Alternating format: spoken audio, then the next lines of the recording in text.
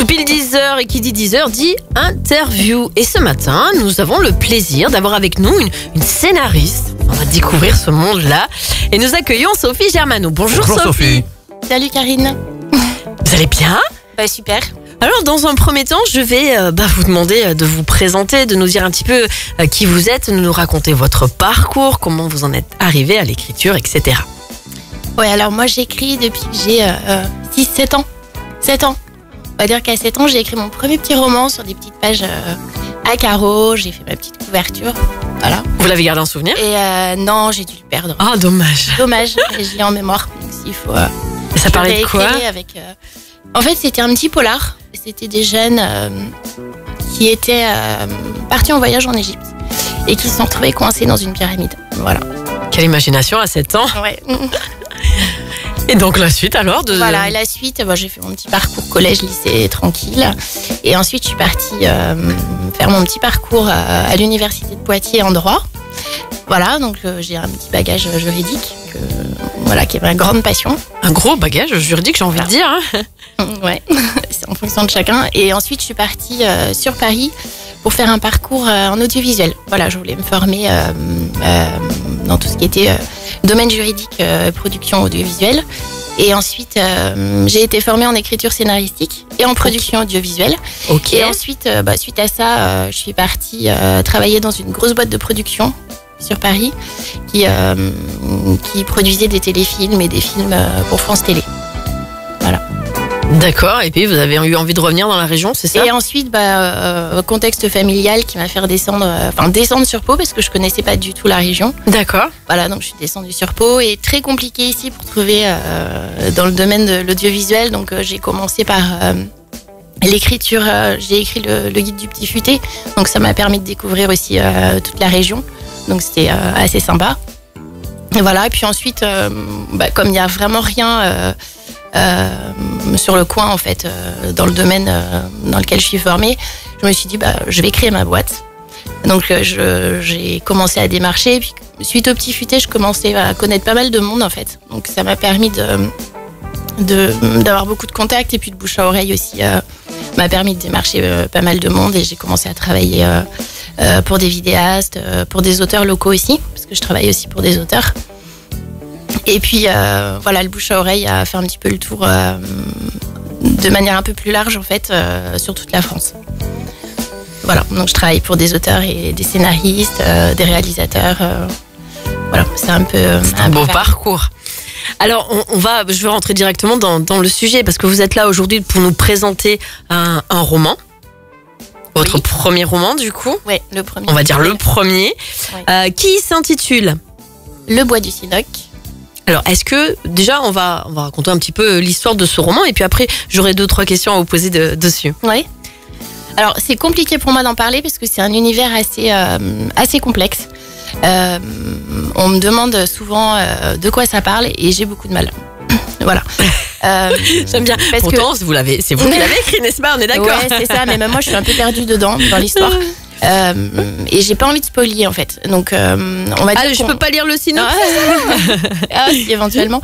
En fait, on rentre dans un univers entre folie et réalité. Moi, je suis passionnée par la psychiatrie. Ok. Et ça arrive à des gens bien. Voilà, en fait, je suis partie d'un personnage, en fait, je vais dire, qui s'est transformé en personnage fictif, mais qui à la base est une personne qui existe vraiment. Et je suis partie un peu dans une sorte de délire, pour reprendre un terme un peu psycho. Et voilà, c'est. Ça y est, j'ai peur. Du coup, c'est parti dans un univers. En fait, c'est au lecteur un peu de trouver les clés, parce qu'il y a vraiment des indices tout au long de l'histoire. Il y a du suspense alors ? Oui, du suspense en fait. J'ai travaillé sur une chronologie un peu atypique, avec beaucoup de flashbacks. Il y a une histoire, une enquête policière en parallèle. Voilà, mais à la base, c'est l'histoire d'un personnage qui est très très solitaire, qui a beaucoup de pathologies, et qui se retrouve dans un bois, dans une petite maison au fond de la forêt, et qui a peur de tout. Voilà, et qui rencontre une sirène, qui découvre en sortant de cette petite cahute des pas de géants dans la terre, et qui va essayer de démêler cette histoire. Alors moi, j'ai envie déjà de vous demander, mais où est-ce que vous allez chercher les sources d'inspiration pour avoir créé cette histoire? D'où ça vient? En fait, l'écriture, c'est un peu un état d'esprit aussi. Moi, depuis toujours, j'ai écrit un scénario long métrage. J'avais travaillé aussi avec Michel Larocque sur un long métrage. Je lui avais présenté celui que j'avais écrit, c'était en 99. Moi, je crois que je dois être un petit peu dark en fait dans ma tête. Et j'aime beaucoup la psychologie, la dystopie, et puis tout ce qui est noir. Voilà, donc forcément, toutes les idées que j'ai, c'est ça, les idées que j'ai, quelles qu'elles soient, vont s'orienter toujours vers le dramatique, vers le noir, jusqu'à la limite de la science-fiction, parce que je suis pas du tout une fan de science-fiction. Ok. Donc ça s'arrête là. Mais je reste encore, je reste sur le domaine quand même de la réalité. Même si on est dans la folie c'est quand même la réalité. Non, mais c'est assez particulier parce que vous dites que vous êtes toujours un petit peu dans le dark à avoir des idées comme ça. Mais c'est un peu, du coup, toute votre vie qui est Alors, en ce sens. moi, je suis assez... j'ai pas une vie noire du tout, au contraire. Moi, je suis assez... c'est dingue. je suis passionnée par la culture dans tous les domaines. Et j'ai une vie normale, hein. Je suis maman, j'ai des enfants, j'ai une vie tout à fait normale, j'adore rire. Donc après, vous mettez vraiment dans votre bulle d'auteur pour écrire les scénarios. C'est ça, et puis dans des ambiances aussi particulières. Comme beaucoup, on aime écrire la nuit. La nuit, elle apporte des visions. On appréhende l'écriture de manière totalement décalée la nuit. Puis dans des environnements aussi un peu spécifiques. J'avais beaucoup de mal avant à écrire en dehors de chez moi. J'avais du mal aussi à écrire en dehors d'horaires tardifs, en fait, la nuit. Maintenant, j'arrive à... C'est le contraire maintenant, c'est ça en fait? C'est ça. J'arrive à écrire dans le train, par exemple, parce que je prends pas mal de trains. Mais il faut pas qu'on me fasse chier, en fait. Je suis un peu vulgaire, mais... du coup... au moins, ça mérite d'être franc. Il me faut pas de bruit interférent à l'extérieur. Alors, on va prendre ce roman noir, Le Bois du Sinoc. Combien de temps il vous a fallu pour l'écrire? Alors, avec des coupures, mais j'ai mis 3 ans. 3 ans, j'ai commencé en 98. Sachant que je suis quand même assez... j'ai beaucoup de toc. Chaque mot est travaillé, en fait. Chaque mot, chaque groupe de mots est travaillé. Il y a beaucoup de métaphores. Je suis loin du feel good.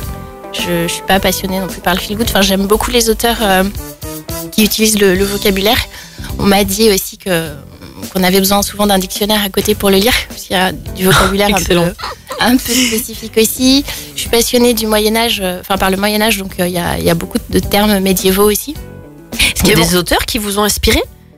Lesquels plutôt? Alors, inspiré, non, mais j'ai des auteurs qui sont un peu dans la même lignée. Franck Bouys, Bernard Clavel, Patrick Breuzet, que je connaissais, qui est décédé là cette année, à qui j'ai pu écrire une dédicace en début de ce roman. Qui ont un style un peu poétique, mais assez vif aussi en même temps. Et j'avoue qu'ils sont une source d'inspiration aussi. Ouais. Et dernière chose, quand vous avez écrit ce roman, est-ce que dès le départ vous savez où vous allez aller, vous connaissez déjà la fin, ou est-ce que ça s'est fait au fur et à mesure, et puis pareil au milieu de votre écriture, vous avez changé le cours des choses ou... Alors pas du tout, moi je suis pas du tout du genre à suivre les coachings d'auteurs qui vont vous dire on écrit tous les jours, on fait un plan de table, on fait un sommaire, on fait un résumé de l'histoire. Je connaissais pas du tout l'histoire, j'ai découvert en fait l'histoire en même temps que l'écriture. Je savais pas du tout où j'allais, et puis j'ai bloqué à un moment parce qu'il me fallait quand même une clé à la fin de l'histoire, et elle est arrivée d'un coup. Moi, je peux pas vous dire comment, mais voilà. Et là, j'écris la suite, et c'est pareil en fait. J'écris et je découvre en même temps, et parfois j'ai envie de savoir. Du coup, je me mets à écrire parce que je veux connaître la suite. Et enfin, dernière question, est-ce que quand vous écrivez un roman, vous vous confiez à quelqu'un et vous avez du coup des petits retours tiens, peut-être que tu devrais rajouter ça ou... Alors pour le premier, pas du tout, parce que je voulais pas du tout le faire lire. J'avais pas du tout confiance en moi, et En fait, c'est un ami écrivain qui m'a poussé à démarcher les éditeurs.